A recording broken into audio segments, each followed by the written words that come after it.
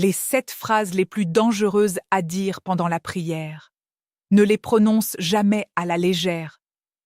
Dieu, je n'ai plus aucun espoir. Frères et sœurs, souvenez-vous, quand l'homme arrive au bout de lui-même, l'œuvre de Dieu commence. Romains, chapitre 15, verset 13 dit « Que le Dieu de l'espérance vous remplisse de toute joie et de toute paix dans la foi. Dieu est le Dieu de l'espérance. Ne renonce pas facilement à la foi. Ma situation est trop mauvaise. Dieu ne peut peut-être pas m'aider. Dieu dit « Voici, je suis l'Éternel, le Dieu de toute chair. Y a-t-il rien qui soit étonnant de ma part ?» Devant Dieu, aucun problème n'est trop grand pour être résolu. Les autres peuvent être bénis, mais pas moi. C'est un mensonge que l'ennemi aime mettre dans le cœur des gens. Dieu ne fait pas de favoritisme. Il prend soin des autres et il peut aussi prendre soin de toi. Dieu ne me ouvrira pas de chemin. Arrête de dire cela. Il est le même hier, aujourd'hui et éternellement. Il a ouvert la mer Rouge et les prisons.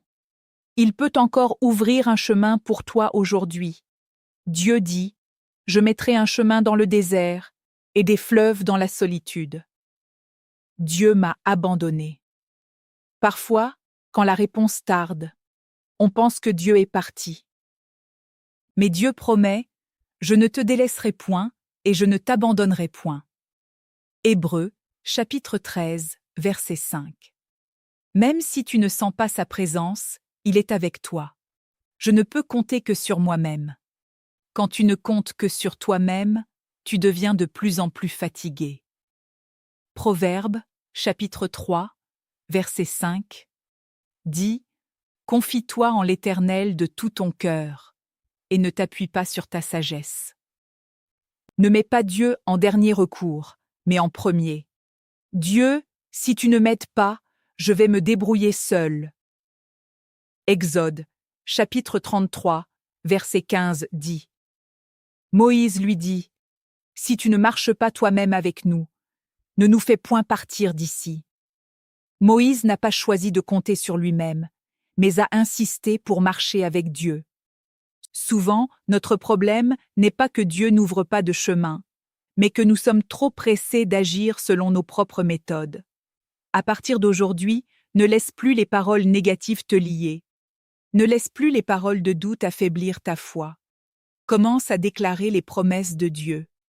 Tu verras, même si les circonstances ne changent pas immédiatement, ta foi, elle, commence à changer. Et beaucoup de percées commencent par la foi.